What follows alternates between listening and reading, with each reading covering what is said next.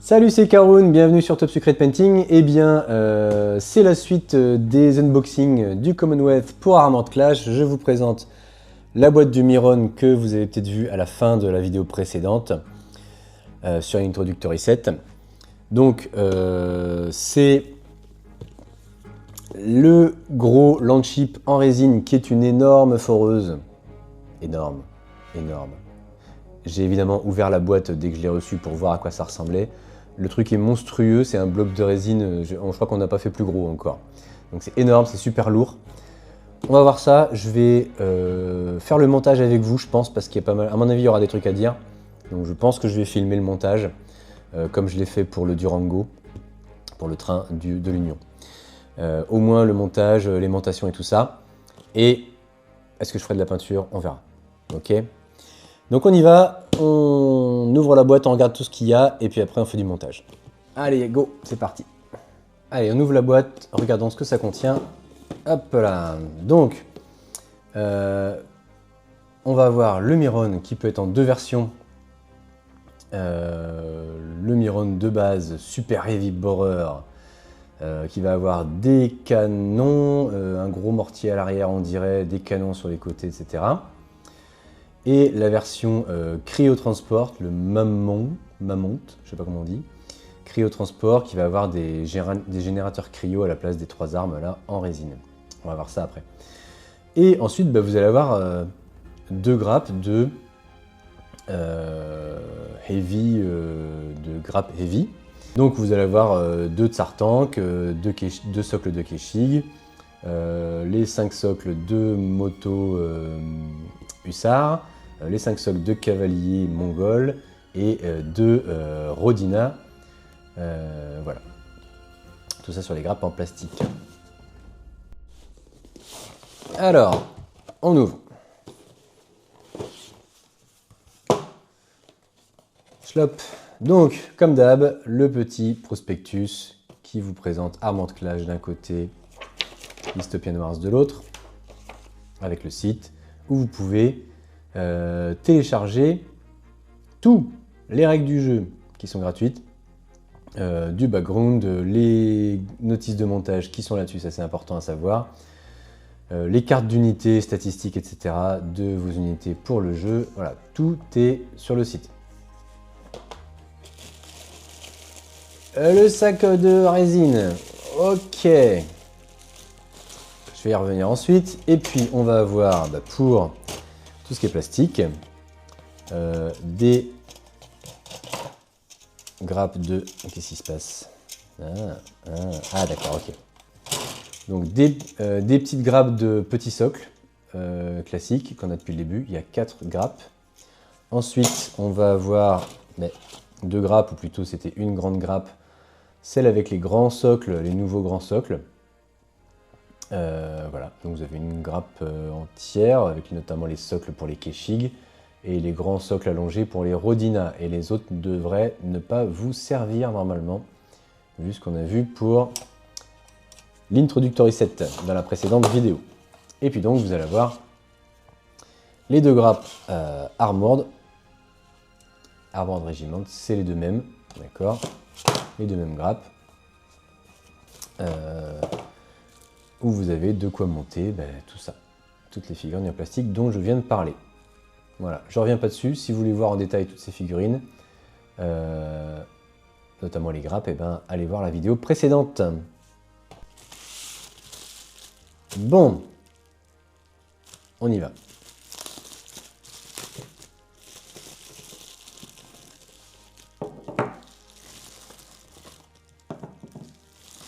Vous n'êtes pas au bout de vos surprises.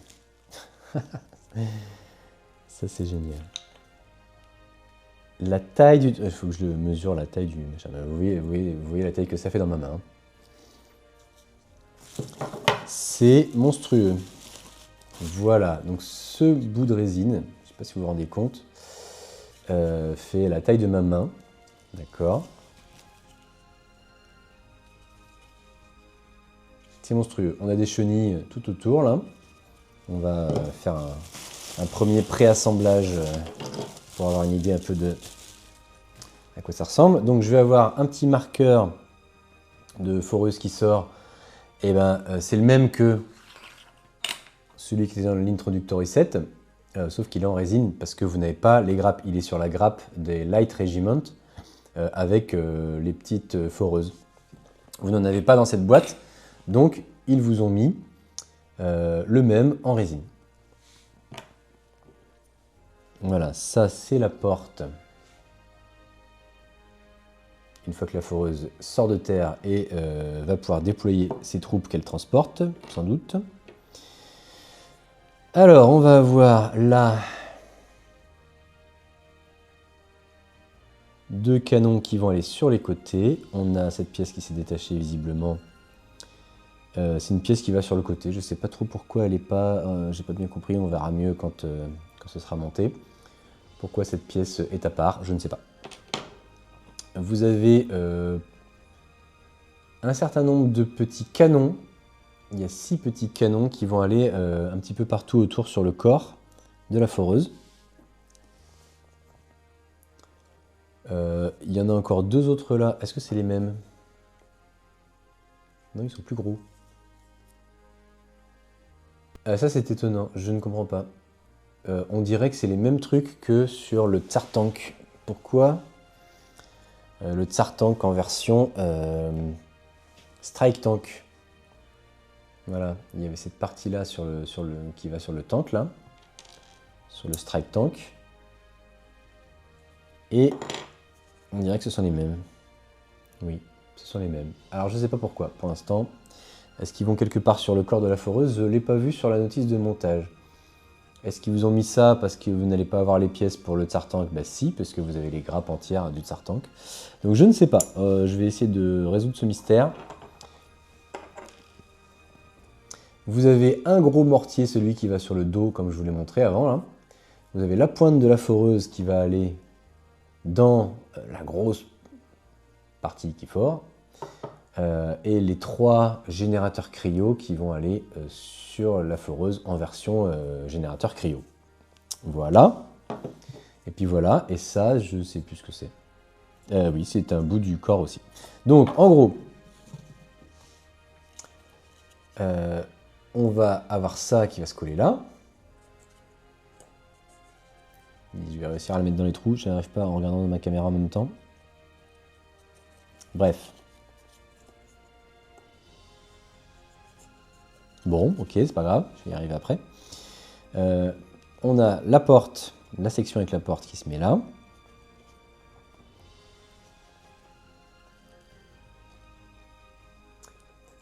Celle-là qui vient par-dessus là. Ok, ça commence à être balèze. On va avoir par-dessus ça. Je ne sais pas si vous vous rendez compte de la taille parce que en plus j'ai mis la caméra en panoramique. Du coup on a un petit effet de perspective, on a l'impression que c'est... Enfin sur mon écran j'ai l'impression que c'est petit, mais vous voyez la taille par rapport à mes mains quoi. C'est juste gigantesque comme truc. Je sais pas si j'ai déjà pas une figurine aussi grosse. Ah si, peut-être quand même pour 40 000. Mon Tiger Shark pour métaux. Et puis on a la pointe de la foreuse. Bref, donc vous voyez un peu le délire. C'est un peu compliqué là de vous montrer. D'un seul morceau parce que tout se casse la figure. Mais on y va, on va faire le montage. Hein. Voilà, alors j'ai entièrement préparé les pièces. J'ai savonné avec une brosse à dents, et de l'eau et du savon. J'ai savonné toutes les pièces pour éliminer les éventuels résidus d'agents de démoulage. J'ai entièrement dégrappé, entièrement ébarbé, gratté toutes les lignes de moulage. Donc toutes les pièces sont prêtes à être assemblées. Maintenant, qu'est-ce qui va se passer? Entre les 2 versions, la version classique, le Miron, et qui va donc avoir ces 3 armes autour de la coque, et la version cryo qui va avoir ces générateurs cryo, il n'y a pas de différence. À part ces 3 trucs-là, il n'y a aucune différence. Tous les petits canons et les 2 gros canons là vont être collés sur la coque, et tout le reste peut être collé. Je vais avoir ces petites parties-là qui symbolisent, qui représentent, une porte qui s'est ouverte pour libérer, par exemple, un canon qui était à l'abri pendant la phase tunnelier, dans la phase souterraine. Une trappe coulisse et s'ouvre, je pense, un truc comme ça, et puis libère les canons ou les générateurs cryo. Donc ces deux parties-là vont être sur le côté.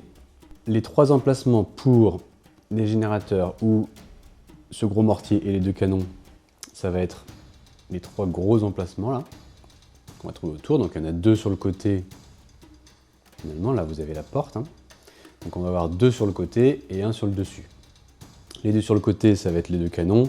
Sur le dessus, ça va être le gros mortier. Et sur ces trois emplacements-là, je vais aussi pouvoir mettre à la place les générateurs cryo. Donc on va aimanter tout ça, évidemment. En revanche, vous avez les deux emplacements ici qui vont être pour ces deux gros canons. Et à l'avant, vous allez avoir deux fois trois emplacements qui vont être pour ces petits canons-là. Ça, c'est identique pour les deux versions de la foreuse. Donc en fait, on va pouvoir les coller tranquillement. Voilà. Donc tout ça pour dire qu'on va pouvoir coller tout ça, juste aimanter les trois parties, les trois emplacements et les trois jeux d'accessoires, là, on va dire. Et puis c'est tout. Tout le reste, on peut coller. Alors, c'est grand. Et donc je pense que pour le transport, peut-être que ce serait bien de pouvoir le séparer en plusieurs morceaux. Je vous mesure le truc avec cette magnifique règle pour enfants. En gros, ça fait entre 15 et 17 cm de long. D'accord ? Si je le mesure vraiment en longueur. Et après, en hauteur, donc là vous n'allez pas être bien en face, mais c'est pas très grave. En hauteur, je vais vous dire ça. Ça fait à peu près 9 cm de haut. En hauteur, on a 9 cm de haut. Et je me dis que déjà, ça va un petit peu contraindre le type de boîte dans lequel je vais pouvoir mettre ça. Et que peut-être, si je garde au moins tout ce sous-ensemble-là à part, je vais peut-être gagner en transport. Là. Déjà, ma partie, ma base, elle fait à peine 5 cm de haut. C'est déjà plus raisonnable. Je peux mettre ça dans une boîte plus fine, éventuellement. Cette partie-là, là, comme ça fait encore 9 cm de haut. Parce que du coup, elle est verticale, là, complètement, dans la façon dont je l'ai posée. Donc, je peux aussi... Bon, je peux la ranger à plat. Je peux la ranger à plat et ça ira. À plat, ça fait un truc comme 5 cm à peu près de haut. Mais ce que je vais faire, sans doute, c'est que je vais mettre des aimants là-dedans. Et dans le corps, là. Donc si j'ai des aimants ici, je pourrais coller ça si c'est dans une boîte en métal par exemple. Donc ça fait un petit peu haut encore, peut-être que je peux aussi garder la partie avec les trois morceaux comme ça, amovibles, encore aimantés avec par exemple deux gros aimants que je retrouve aussi dans le corps. Voilà, donc je vais faire ça. Je vais faire ça, ce qui fait que ça fait un truc quand même peut-être plus facile à transporter dans une boîte plus petite. Un gros machin qui va être plus contraignant. Donc je pense que 2 aimants ça devrait suffire dans cette partie-là, qui n'est pas si lourde que ça. À mon avis ça suffira.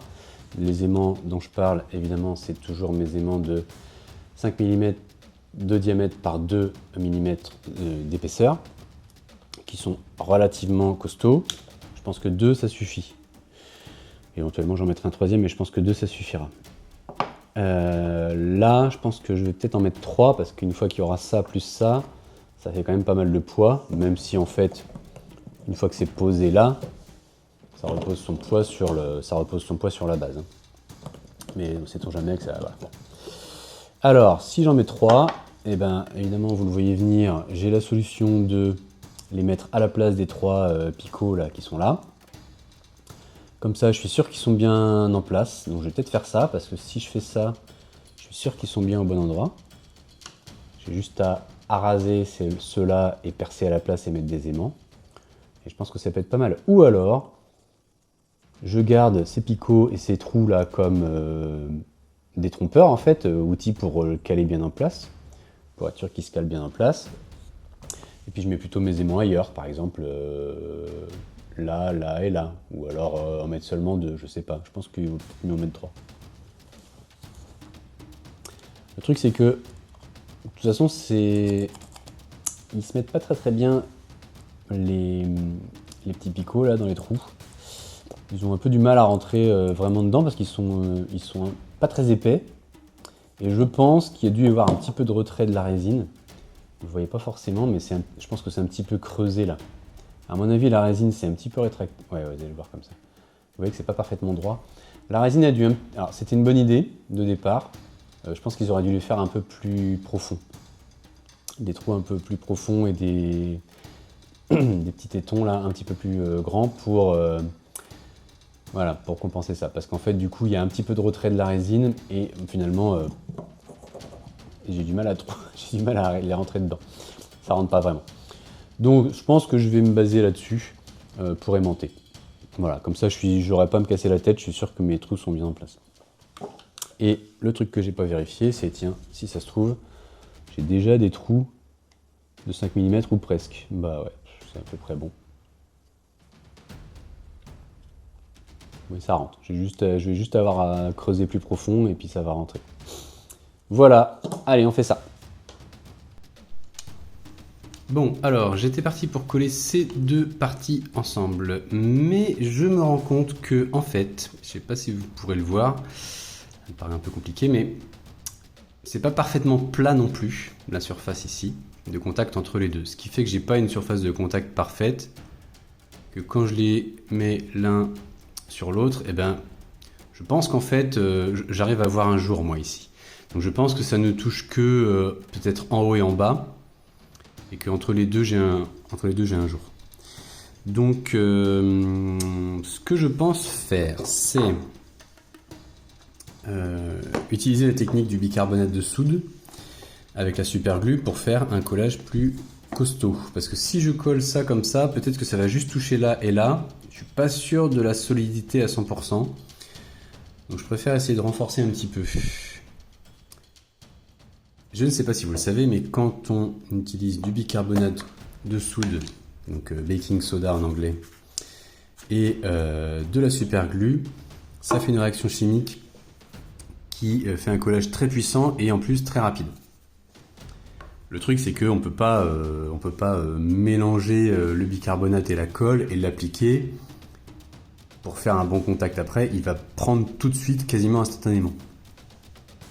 Alors d'ordinaire, pour ce genre de truc, j'utilise plutôt du green stuff qui va me permettre de tranquillement aplatir bien mes parties que je colle ensemble avec un peu de super glue avant sur chaque partie à coller, un peu de green stuff entre les deux et j'écrase bien. Et donc le green stuff va prendre la forme de la jonction entre les deux pièces et c'est parfait. Malheureusement, j'en ai presque plus et j'ai pas encore pu en racheter. Et il me reste un tout petit peu, je vais le garder par sécurité si jamais j'ai un truc urgent à faire avec. Donc là, je vais essayer de faire ça avec le bicarbonate de soude. Ce que je fais quand je veux coller un truc au bicarbonate en ayant le temps de mettre les trucs et que ça n'ait pas pris dans la masse avant, c'est que j'en saupoudre un petit peu sur une partie et je mets la colle sur l'autre partie. Et après, évidemment, il ne faut pas pencher le truc. Donc j'en mets un petit peu comme ça, je vais vous montrer. Hop, comme ça là. Alors peut-être là il y en a beaucoup, ça dépend un peu de l'écart que j'ai entre les deux. Je pense que je vais faire un truc comme ça là, par exemple. Ok. Et ensuite, je mets plein de colle sur l'autre partie et je viens poser et normalement les deux vont réagir ensemble. Bon. Donc là, c'est une histoire de dosage aussi de la quantité de bicarbonate que je mets pour pas non plus gêner. Alors je vais peut-être essayer de pas trop en mettre là ni là pour pas gêner les parties qui devraient bien se coller complètement avec la super glue toute seule. Pour pas non plus avoir un écart après entre mes pièces qui serait pas prévu quoi. Donc on va faire un truc comme ça.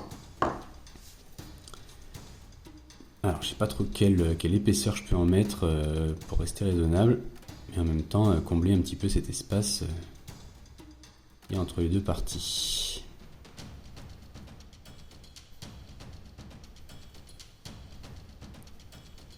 Voilà, soyons fous. Je vais rester là-dessus.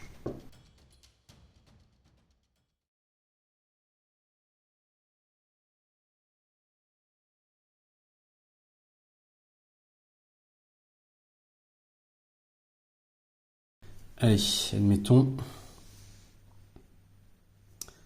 C'est là qu'il faut que je la joue fine.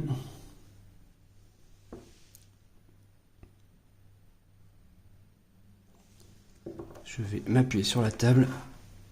Regardez bien au-dessus si je suis bien calé. Là, j'ai l'air bien. Et puis, je m'appuie sur ma table pour... Bah, du coup, je fais bouger la caméra, désolé. Je m'appuie sur la table pour être sûr que les deux parties sont bien calées avec la même surface en dessous là.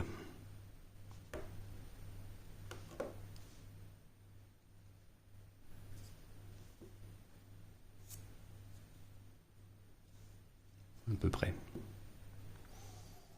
Alors, est-ce que ça a bien collé? Je tire pas trop fort, mais ça a l'air d'être collé. Je vais vérifier sur ça que ça va bien se mettre. Ouais, on est pas mal.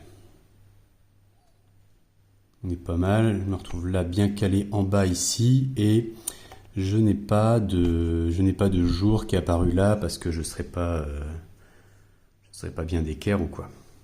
Ok, c'est cool. On est bien. On est bien. J'espère que c'est costaud. J'espère que c'est costaud.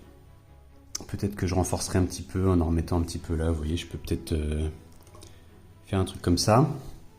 Ce que je fais des fois, c'est refaire une petite jonction comme ça. Hop, là, je vais peut-être éviter qu'il y en ait sur la partie, sur le rebord du dessus là. En l'essuyant, hop là. Et du coup, éventuellement, hop là, saupoudrer de bicarbonate juste à la jonction pour renforcer le collage. Tout de suite, je peux éventuellement faire ça. Et je pense que ça, voilà. C'est un petit peu poudreux, éventuellement je peux le poncer un petit peu après, si je veux pas que ça soit râpeux comme ça.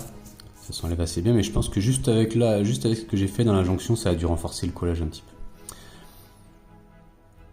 Je vais peut-être pas le faire sur les côtés là. Parce qu'après, ce qu'il y a, c'est que le rendu est pas très propre, quoi. Ça fait un petit rendu granuleux un petit peu, ça peut se poncer, mais c'est pas génial.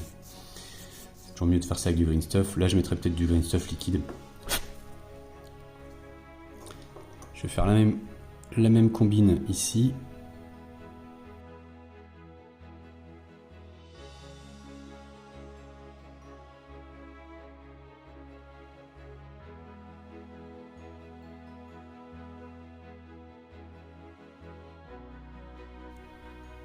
Voilà, bon bah là je tire un peu dessus, je tire un petit peu dessus gentiment, il n'y a rien qui vient, à mon avis ça doit être costaud. Voilà. Alors ça n'empêche pas mes trucs, après c'est que je vais vérifier que mon petit... ne gêne pas après, non ça va pas gêner. Là ça va pas gêner non plus, non c'est bon. Voilà, bon bah ça c'est fait. Maintenant on va mettre les aimants dans le corps de la machine de chaque côté pour aimanter cette partie là. Alors j'ai déjà montré dans des vidéos précédentes, par exemple sur celle sur le Kодinka, mais pour percer des gros trous, j'y vais pas directement avec mon foret de 5 mm là qui va me servir pour mes aimants de 5 mm. J'y vais pas directement avec mon gros foret parce que je vais pas forcément bien le guider pile à l'endroit où je voulais. Et là, vous voyez que si je fais ça, je glisse un peu. Alors, comme je vais faire ça à la main en plus, bon. Alors, des fois, pour les gros trucs comme ça, je peux y aller carrément à la perceuse, hein, quand il n'y a pas peur d'abîmer une pièce ou de faire un trou trop grand ou quoi, en profondeur. On peut y aller à la perceuse. Là, j'ai la flemme de la sortir. Les trous sont déjà un petit peu faits, donc je vais y aller à la main. Par contre, ce que je fais, c'est que je vais y aller progressivement. D'abord, je vais faire un petit pré-trou bien précis avec mon forêt à main, bien au centre. Et puis ensuite, je vais l'agrandir un petit peu avec ça, puis après je vais pouvoir y aller avec mon forêt de 5. Donc là, par exemple, c'est pareil, des fois, j'utilise la pointe de mon cutter pour faire un petit truc précis, pile au milieu. Hop là.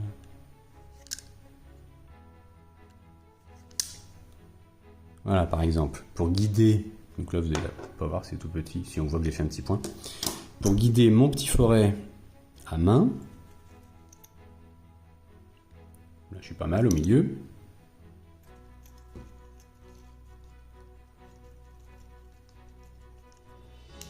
voilà. Après, je reprends mon forêt de 3 mm, qui a sa petite pointe au bout, c'est un forêt à métal. Oui, métal ou bois, je sais plus. Non, forêt à métal, je crois. Donc j'ai la petite pointe au bout qui va être bien guidée dans le premier trou que j'ai fait. Percer comme ça. Hop là. Pour augmenter la lumière parce que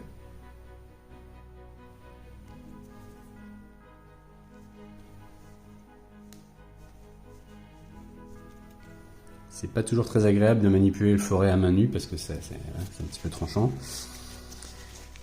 Parfois ce que je fais, je prends un petit mouchoir comme ça pour être un peu plus à l'aise, quoi.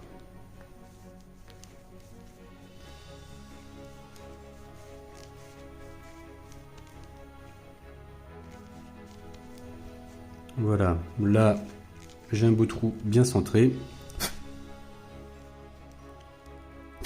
Je vais pouvoir y aller avec mon gros forêt.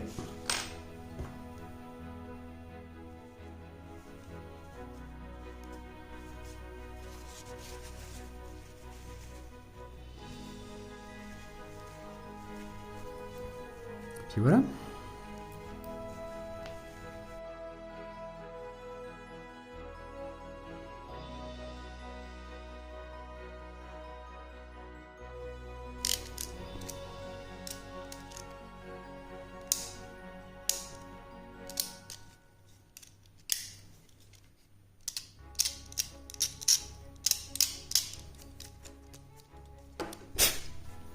Voilà. Donc là, normalement, je suis bien. Je dois avoir assez de profondeur pour mettre un aimant. Et on va essayer de faire en sorte de ne pas se tromper de polarité. Donc, je vais utiliser comme d'hab ma petite tourelle que j'utilise plutôt pour les petits aimants d'habitude. Mais là, je vais faire comme si, ça n'a pas d'importance. On ne va jamais alimenter autre chose que cette partie-là. Si j'inversais les polarités, ça ne changerait rien. J'ai juste gardé un truc pour bien m'orienter et faire toujours la même. Donc je vais faire comme si mon gros machin là était une arme, une tourelle, qui vient comme ça sur un support d'arme. Donc ça veut dire que je vais bien coller comme ma tourelle est là, je vais bien coller directement mes trucs là. Et après je ferai l'inverse pour l'autre partie. Donc là je vais pouvoir y aller comme ça. Alors visiblement j'ai un petit peu d'espace pour rentrer ça sans que ça coince, donc je vais pouvoir mettre ma colle, essayer de l'ajuster bien comme il faut. Des fois après je me sers d'un outil plat, par exemple comme une carte, pour bien le rentrer complètement, qu'il soit bien à plat. Si vous faites un trou plus profond, le risque c'est des fois que ça s'enfonce trop et qu'il y en ait deux qui soient collés, deux aimants qui soient collés. Donc soit je le mets sur un autre outil tout seul avant, soit je le mets à la main, mais il y a le risque un petit peu de tourner la polarité sans s'en rendre compte. Donc je vais aller doucement, puis je vais virer ma partie avec tous les aimants, vous allez voir comment je vais faire. Donc je mets de la colle. Hop. Je vais mettre mon aimant en place, je vais dégager, hop là, le reste des aimants, et là je vais tout de suite bien venir appuyer, hop là, pour qu'il soit bien pile poil, hop là, avec le reste de la surface. Voilà, ça dépasse pas, impeccable. Donc je vais faire ça pour les autres. Je vais faire l'inverse de l'autre côté. Je ne vais pas forcément faire tout dans la caméra. À la caméra, je vais couper ça. cette partie-là, voilà, comme ça.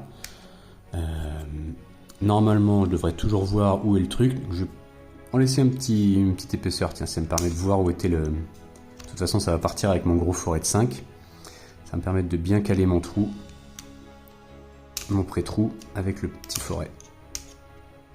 Pour être bien pile poil. Voilà, je vais faire ça et je vous montre après. Voilà, donc je vous explique ce que j'ai fait là. Vous voyez que les aimants dépassent un petit peu. Et en fait, malheureusement, c'est la position où ils sont bien en contact avec ceux du bas. Et le truc, c'est que j'ai d'abord mis cet aimant-là bien au ras de la pièce, comme celui-là.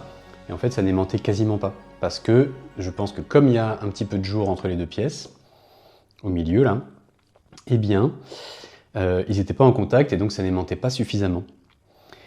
Et donc pour les deux autres, ce que j'ai fait, c'est que j'ai placé mes aimants directement là, en position,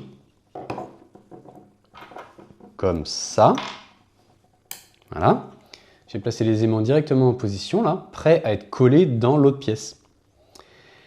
J'ai mis pas mal de colle. J'ai saupoudré d'un petit peu de bicarbonate au-dessus, comme ça. Hop là, en essayant de ne pas en mettre trop autour, pour éviter de me retrouver à coller mes deux pièces. Et avec pas mal de colle, eh ben, j'ai repositionné comme ça. Ce qui fait que l'aimant était bien au contact avec l'autre, quitte à ne pas être collé complètement dans le trou. Voilà. Mais là, du coup, c'est bon. Du coup, ils ne sont pas collés très profondément. Alors, bon, bah pour lui, c'est foutu. Hein. Je vais peut-être pas le ressortir. Ça va être compliqué. Ces deux-là, ils ne sont pas collés très profondément. Est-ce que je peux renforcer avec un peu de bicarbonate encore autour, là? Bah, je pense que oui. Puisque finalement, il y a un jour entre les pièces, je ne vais pas gêner mes pièces pour qu'elles se collent.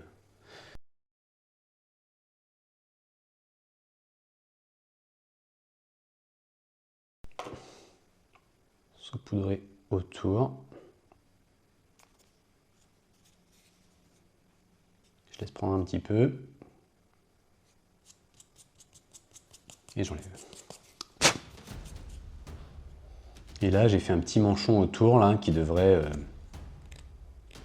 aider l'aimant à ne pas se décoller.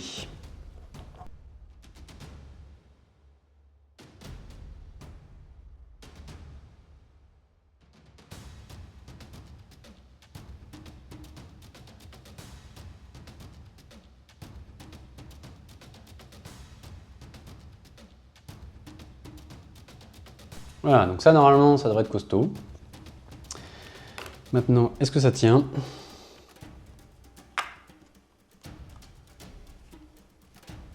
Ça tient.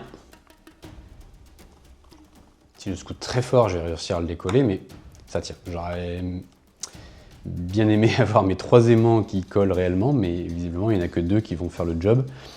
Le troisième étant un peu en retrait. Alors je vais voir si je trouve une solution pour le ressortir. Je peux peut-être percer un peu sur le côté puis finir par l'avoir, mais le problème c'est qu'après je vais avoir abîmé la partie autour. Ça va moins le serrer pour le coller, mais je pourrais faire avec ça. Alors je vais le faire.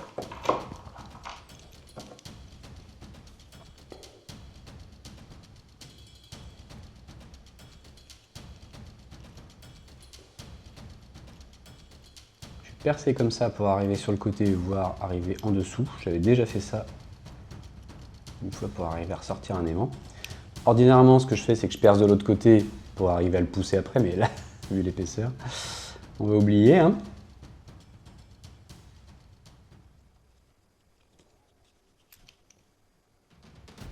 Ok, je ne vais pas péter mon forêt. Je préfère péter un peu de lame de cutter.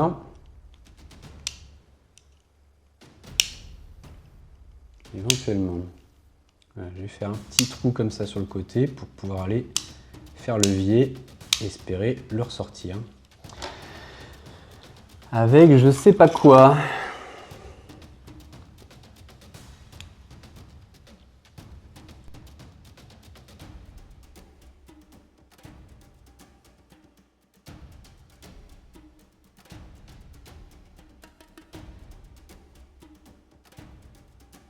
Ok, là je devrais pouvoir y aller avec une pointe un peu costaud. Voilà, par exemple, j'ai cette lime droite. Ouais, ça va bien. Hop là, je l'ai eu. Sous vos yeux ébahis. Je vais mettre pas mal de colle.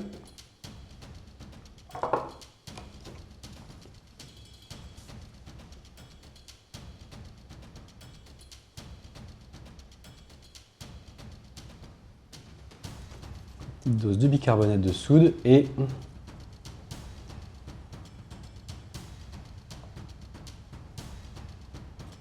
hop là. On va laisser prendre. Et après, je vais le renforcer comme les autres. Alors, pour ces deux parties, puisque je ne suis pas calé sur les petits trous qu'il y avait avant, comme sur cette pièce-là, parce qu'il n'y en a pas, pour tomber pile, avec les aimants que j'ai mis dans la partie haute, pour tomber pile au bon endroit sur la partie basse, eh bien j'ai utilisé la technique de la tâche de peinture sur mes aimants. Donc là, j'en ai mis un deuxième temporairement, qui est juste aimanté.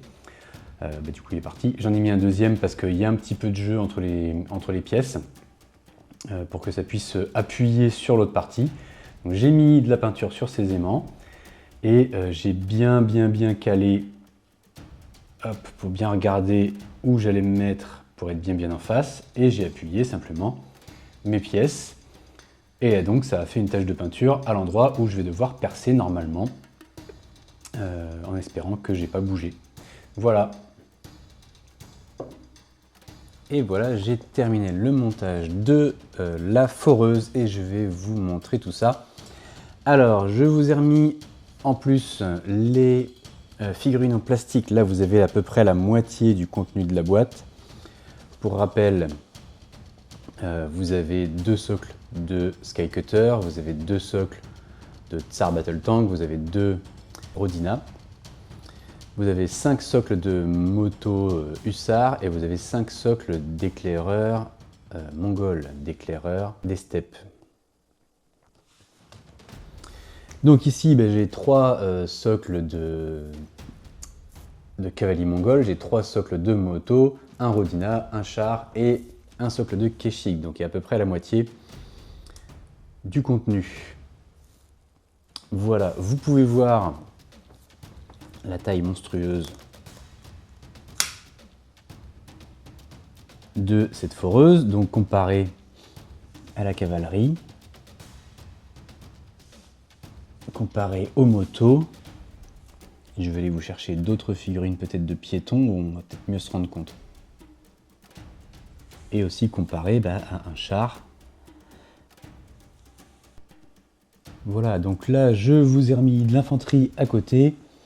Ma petite infanterie et le socle d'officier et le socle de commandant d'infanterie, un socle de berserker.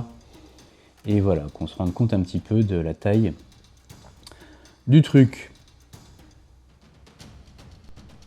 Bon, attention toutefois, rappelez-vous que cette infanterie ne fait pas partie de cette boîte, d'accord? C'est l'infanterie de l'Introductory Set, par exemple. Bon, alors voilà, je vais pouvoir vous montrer ce que j'ai fait pour la foreuse. Alors, je vous la remontre un petit peu sous toutes les coutures. Vous voyez qu'elle a la blinde d'armes tout autour, comme prévu. Alors, on a donc 3 petits canons de ce côté-là, 3 petits canons de ce côté-là. Je les ai collés en renforçant avec du bicarbonate de soude également. On va avoir ces 2 canons un peu plus gros sur le dos. Et puis donc aux 3 emplacements dont j'avais parlé, eh bien, on a ici les canons latéraux et le gros mortier sur le dos. Quand on est dans la version Miron, le Super Heavy Borer. Comme je vous l'avais dit, j'ai aimanté ces armes. Donc j'ai placé un aimant de 3 mm par 1 mm d'épaisseur, 3 mm de diamètre, J'en ai mis un aussi dans chaque arme. Voilà. Hop.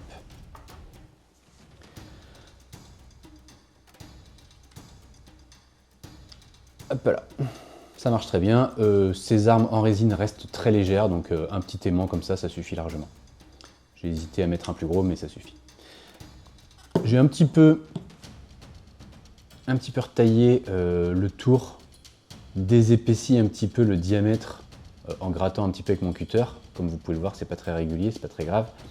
Pour que il rentre facilement et voilà. Parce que sinon ça coinçait un petit peu. Et j'aime bien quand c'est propre, quand c'est net. Et voilà. Donc j'ai fait pareil de l'autre côté. Et surtout, eh ben, j'ai fait pareil avec les 3 cryogénérateurs. Je suppose que ça s'appelle comme ça. Hop là. Qui eux, en fait, naturellement, avaient tendance à bien se coincer. Donc en fait, si vous voulez, il n'y a pas vraiment besoin de les aimanter. Eux, ils se coincent assez bien. Normalement, ça se coince avec la résine. Et ça se retire assez bien aussi.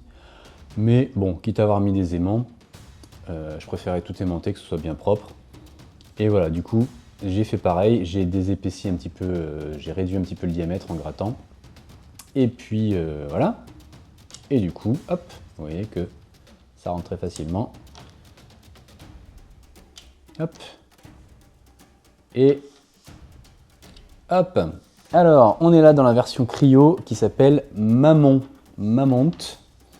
Je sais pas comment ça se prononce. C'est marrant, on dirait presque un nom français. M-A-M-O-N-T. Mamont. Bon. Ok, donc là on est en mode générateur cryo. Voilà, c'est bien cool. On va faire des petits effets de lumière bleue là, de gel, de givre, je sais pas. À la peinture, hein, ça serait cool. Bon, et puis, il me reste à vous montrer le résultat de l'aimantation en 3 parties, puisque du coup, il est entièrement démontable. Hop là, en 3 parties principales. Et voilà ce que ça donne. Toc, donc, mes aimants ici, ça a très bien fonctionné, c'est marrant, on dirait un peu des têtes de mort avec des yeux. Voilà, ça marche bien. J'ai fait pareil que pour la pièce du bas, avec mes aimants qui ressortaient un petit peu pour être bien ajustés et que j'ai renforcé derrière tout le tour pour faire un petit manchon avec du bicarbonate de soude et de la colle. Voilà, et bien j'ai fait la même chose ici. D'accord. Je voulais que ce soit plat plutôt sur cette pièce-là pour qu'elle puisse être collée dans une boîte métallique par exemple, sans être brinque-ballante sur ces aimants qui dépassent. D'accord. Donc j'ai mis les aimants qui dépassent ici plutôt, sachant que ce sera pas la partie, si, bon, bref, ça pourrait être cette partie-là collée. Il y a 3 aimants, ça va être un peu plus stable, ou alors l'aimanter par ce côté-là, dans une boîte, par exemple, c'est possible. Bref, donc, hop, ici, voilà, ça tient bien. Franchement, là, 2 aimants, ça suffit, voilà, éventuellement 3 si vous voulez être sûr. Et puis là, 3 aimants, c'est bien costaud aussi. Voilà, évidemment, si je le secoue très fort, ça peut tomber. Hein. Mais là, vous voyez que même comme ça tombe pas. Ça bouge un petit peu là, on sent que ça voudrait se décrocher éventuellement si je secoue un peu plus fort. Mais franchement, ça va. Ok, attention aussi, si vous faites ça, à ne pas l'attraper comme ça, parce que là, ça risque de tomber. Bref, je me suis embêté. Vous n'êtes pas obligé de vous embêter comme ça, vous pouvez tout coller, boum, c'est beaucoup plus simple. Hein. Clairement, c'est faisable, on peut tout coller, c'est beaucoup plus simple. Moi, je me suis embêté. Est-ce que je vais garder cette figurine? Peut-être pas. Peut-être que le futur possesseur sera très content que ça se démonte pour le transport, pour que ce soit moins grand. Voilà. Donc, je vous remontre. Hein. Hop là. Comme j'ai dit tout à l'heure, là, on est sur quand même presque 10 cm de haut. C'est pas rien, donc ça rentre peut-être pas dans n'importe quelle boîte. Alors que si je démonte tout, hop là, et que je mets ça comme ça, et ben là, en hauteur, on va pas dépasser les 5 cm. Nulle part, quasiment. Voilà, voilà. Donc c'est bien satisfaisant de le voir monter en entier, bien propre. Et ben, vous voyez que c'est vraiment un monstre. C'est vraiment un monstre. Donc on a la jolie porte là, de hangar, l'espèce de porte baissée comme un pont-levis un petit peu là. C'est cool, c'est cool. Donc on a des chenilles tout le tour, ça c'est pas mal. Pour bien imaginer qu'elle se propulse tout autour d'elle dans le tunnel qu'elle est en train de creuser. Et voilà. Alors on imagine toutes ces parties-là qui tournent dans des sens de rotation différentes et qui vont éclater la roche et tout. Moi, ce qui me dérange un petit peu dans cette figurine, par contre, au niveau du concept, et c'est pareil pour la petite foreuse, c'est où va toute la roche qui est pulvérisée pour pouvoir avancer. Et oui. Bon, un ver de terre, quand il creuse la roche, quand il creuse le sol, il avale la terre par sa bouche, il la recrache entre guillemets par son anus. Mais là, il y a un problème de place à mon avis pour passer. Hein, quand on creuse, c'est bien beau de forer la roche à l'avant, mais si elle n'a pas moyen de s'évacuer vers l'arrière, vous n'allez pas aller très loin. Alors, ça aurait pu être sympa d'avoir un trou en fait au milieu, un peu comme un ver de sable là aussi, ou dans Dune, ou un ver de terre, et pour que la roche puisse passer à l'intérieur et ressortir à l'arrière.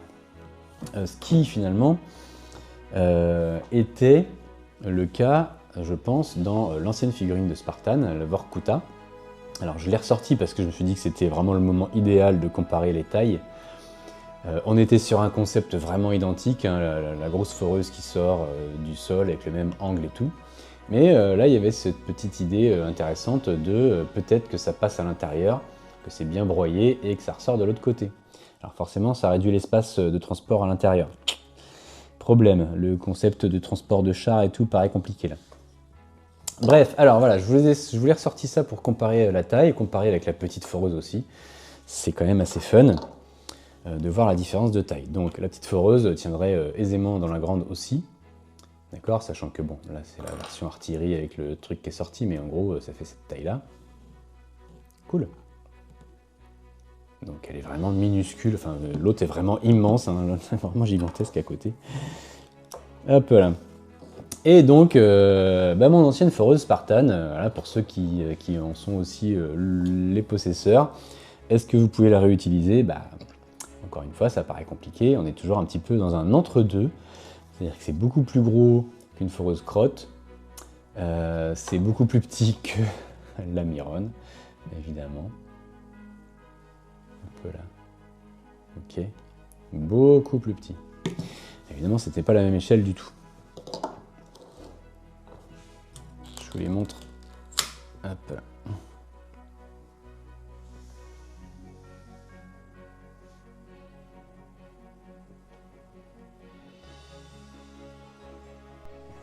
Voilà, alors au niveau peinture, ça peut être intéressant de peindre cette foreuse,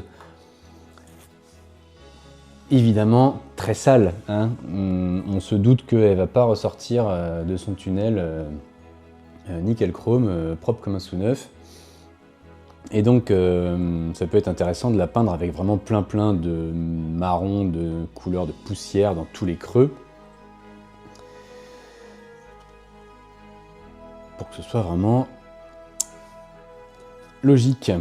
Alors j'avais fait un petit peu moi sur cette foreuse là, mais c'était pas super sale, d'accord, je l'ai pas fait très sale, elle est quand même un petit peu teintée un peu partout là de marron. C'est aussi dans une roche un peu, j'avais fait un socle un peu de roche volcanique là. Donc elle était pas hyper crade, pas hyper sale.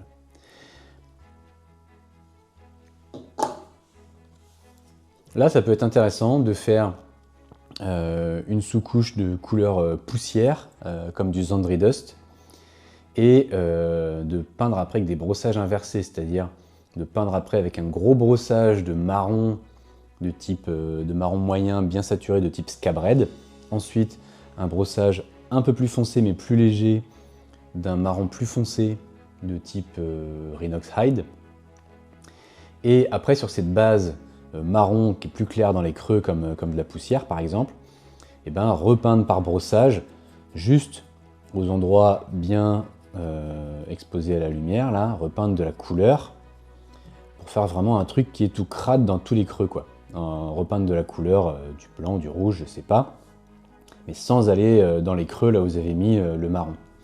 Alors pourquoi je vous raconte cette histoire-là? Parce que ça me fait penser en fait à la façon dont j'ai peint un petit char B1 bis en cadeau d'anniversaire pour mon grand frère. Et en fait, je vais sortir une vidéo, j'avais filmé la figurine pour vous expliquer comment je l'avais peinte. Et voilà, je me dis que ça peut être une façon de peindre adaptée à cet engin-là qui est tout crade, qui est censé être tout sale, tout poussiéreux. Voilà, donc guettez la chaîne, peut-être que ça sortira bientôt, il faudra que je monte cette vidéo que je n'ai jamais pris le temps de monter sur la peinture de ce petit char français. Et puis juste pour le fun, je remets le Cometa à côté pour voir la différence de taille.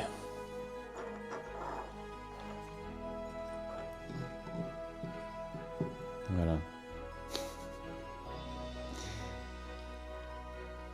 C'est quand même très drôle la taille de cet engin. Voilà, j'espère que ça vous a plu. N'oubliez pas de mettre un petit pouce, un petit commentaire. Qu'est-ce que vous en pensez de cette figurine? Est-ce que vous pensez la jouer? Est-ce que vous pensez en jouer 1, 2, 3, 10? J'exagère un peu peut-être.